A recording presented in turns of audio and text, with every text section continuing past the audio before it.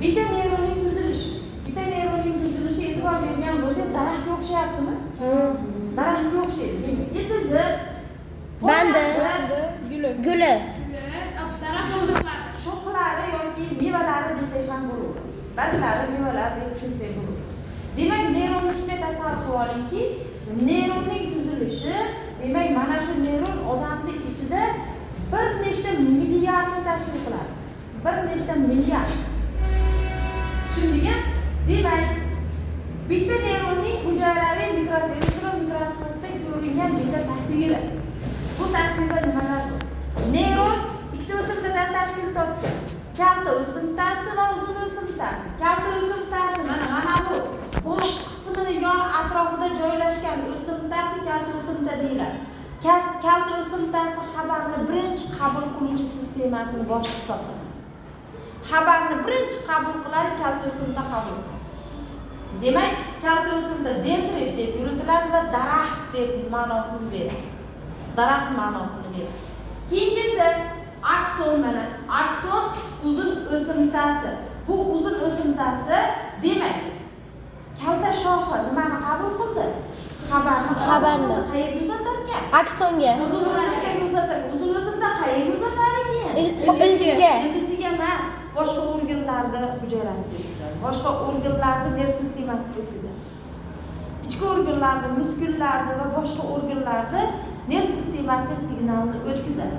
Demak, mana shu uzun o'simtasi akson deb yuritiladi va organlarga xabarni o'tkazish vazifasini bajaradi. Akson vazifasi. Uzun o'simtasini tashqi tomondan miyelli qobiq o'rab turadi. Qanday tuzilishga ega? Yog'simon tuzilishga ega bo'lgan miyelli qobiq. Sizga ministerka savollarida, test savollarida tushib qolishi mumkin, yog'simon moddalarni ajrating desa, miyelli qobiqni berib qo'ysa, yog'simon modda deb nima qilamiz? Olamiz. Yog'simon modda miyelli qobiq bilan o'ralgan bo'ladi va bosh miya va orqa miyani oq moddasini hosil qiladi. Miyelli qobiq qancha ko'p bo'lsa, bosh miyani og'irligi shuncha yaxshi bo'ladi. Miyelli qobiq qanchalik kam bo'lsa, bosh miyani og'irligi shuncha kam. Hajmi ham kattalashadi. Hajmi ham kattalashib, og'irligi ham bo'ladi. Yuqori grammlarda keladi. Demak, endi bir ma'lumotni qabul qildi. Uni nimaga uzatish kerak? Boshqa nerv sistemasini uzatish kerakmi? Boshqa neyron uzatish kerakmi? Bir nechta neyrondan o'tib turib, keyin organga yetib borishi mumkin, to'g'rimi? Mana shu holatda, demak, mana bu kalta o'simtalari joylashgan qismi birinchi qabulni olyapti-da, aksonning mana bu qismini uzatib beryapti. Ko'ryapsizmi? Mana bu ikkalasini kalta o'simta bilan aksonning tutashgan qismida sinaps bo'ladi. Sinaps deb yuritiladi. Sinaps sinapsni o'zi sinapsning oralig'i mediator suyuqligi bilan to'lgan bo'ladi. Mediator suyuqligining vazifasi kelgan xabarni qabul qilayotgan paytda narga neyronni qo'zg'atib turadi. Tushundingmi? Mediator suyuqligining vazifasi qo'zg'atuvchanlik hisoblanadi. Qo'zg'atuvchanlik.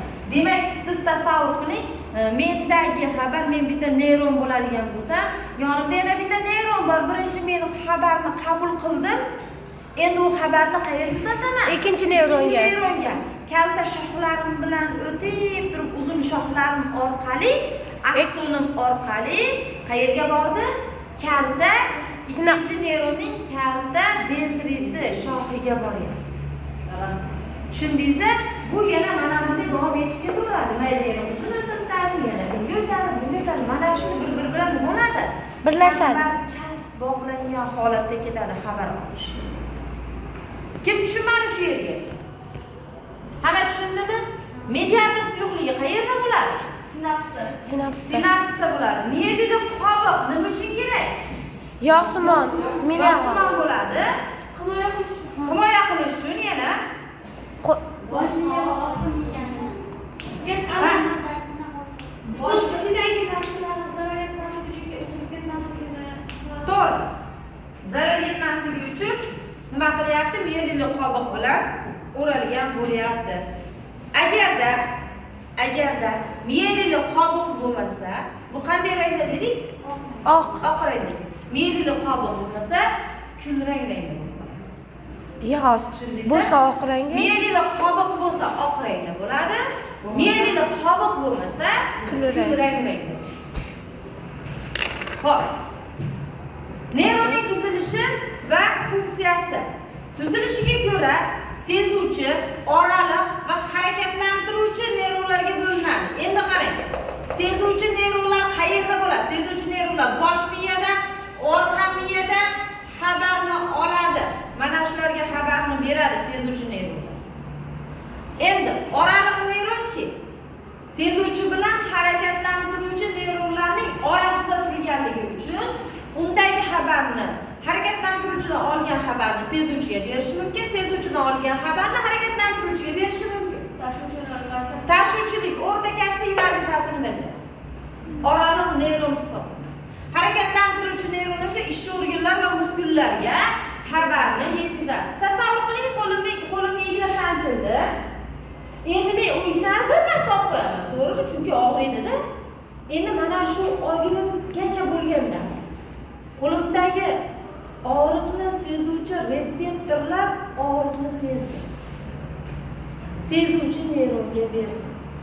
Sezuvchi neyron bosh miyaga yoki orqa miyaga xabarni yetkazdi. Qo'liga igna kirdi, nima qilsin degan xabarni yetkazdi. Endi bu xabarni oraliq neyron miya aytyapti. Qo'lidagi ignani olib tashlasin degan xabarni oraliq neyronga uzatgan. Oraliq neyron mana shu xabarni ishchi organga, qo'limdagi muskullarga beradi. Qo'limdagi 2 boshli, 3 boshli muskullar qisqarishi natijasida nima qilaman men? Ignani olib tashlayman. Mana shunday ketadigan jarayon juda ham tezlik sekundlarda, juda ham sekundlarning ichidagi sekundlarda bo'ladigan narsani qancha ishi bor ekan? Juda ham ko'p. Tasavvur qila olasiz. To'g'rimi? Juda ham ko'p. Endi nervlarni 3 ga bo'lamiz. Sezuvchi, harakatlantiruvchi, aralash. Siz shunday yodlab olingki, sezuvchi, demak, sezuvchi bo'ladigan bo'lsa, faqatgina uzun o'simtadan iborat nervlar tashkil topgan bo'lsa sezuvchi. Bir nechta aksonlar bir-biriga ulangan bo'lishi ham mumkin. Shundayda dendritlar bo'lmasligi ham mumkin, bir nechta aksonlar bir-biriga ulangan bo'lishi ham mumkin. Demak, bu sezuvchi, harakatlantiruvchi dendritlar. Kalta o'simtalardan tashkil topgani bu harakatlantiruvchi. Aralash esa ham akson bo'ladi, ham dendrit bo'ladi. Akson uzun, dendrit kalta. Ham uzun, ham kalta o'simtalarda joylashgan bo'lsa, demak bu aralash nervlar hisoblanadi. Endi nerv sistemasini o'zi aslida markaziy va periferik. Markaziyga bosh miya va orqa miya. Biz 5-sinf darsligida o'tganmiz. Markaziy va periferik. Markaziga bosh miya, orqa miya, periferikka ulardan chiqadigan nervlar va nerv tugullari deb bilamiz. To'g'rimi? Markaziga bosh miya, orqa miya, periferikka nervlar va nerv tugullari kiradi. Endi bularni bajaradigan vazifasiga ko'ra somatik va vegetativ funksiyalarga bo'linadi. Ya'ni avtonom deb ham yuritiladi. Avtonom desa vegetativ haqida ma'lumot bildingizmi? Belgilab ketaveradi. Vegetativ desa sizda vegetativ haqida tushuncha yo'qmi? Avtonom deb o'rganganmisiz? Avtonom haqidagi ma'lumot ikkalasiga bitta qilib belgilab ketaveradi. Tushundingizmi? Demak, somatikka sezgi organlar ishini boshqaradi va skelet muskullari kiradi. Skeletga yopishgan muskullarni ichidagi nerv sistemalari bularni hammasi somatik va sezuvchi. Sezuvchi organlar qaysi? Ko'rish, eshitish, hid bilish, ta'm bilish, teri orqali his qilish. Mana shular nima ekan? Sezgi organlarining ishini boshqaradi. Ichki organlarni vegetativ. Yurak, buyrak, o'pka, oshqozon, tomoq, jigar, qon bular hammasini boshqaradi. Avtonom yoki vegetativ boshqaradi. Bu ikkiga bo'linadi: simpatik va parasimpatik. Simpatik orqa miyaning bel va ko'krak qismidan boshlanadi. Simpatik. Parasimpatik bosh miyadan boshlanadi. Endi Simpatik kuchaytirilgan paytda parasimpatik pasaytiradi. Parasimpatik kuchaytirilgan paytda simpatik pasaytiradi. Masalan, yurak ishini tezlashishini simpatik kuchaytirib bersa, parasimpatik sistemasi pasaytirib, qo'rqma, u it seni yemaydi, hayajonlanma degan xabarlarni, ichki emotsiyalarni nima berar ekan? Parasimpatik beradi.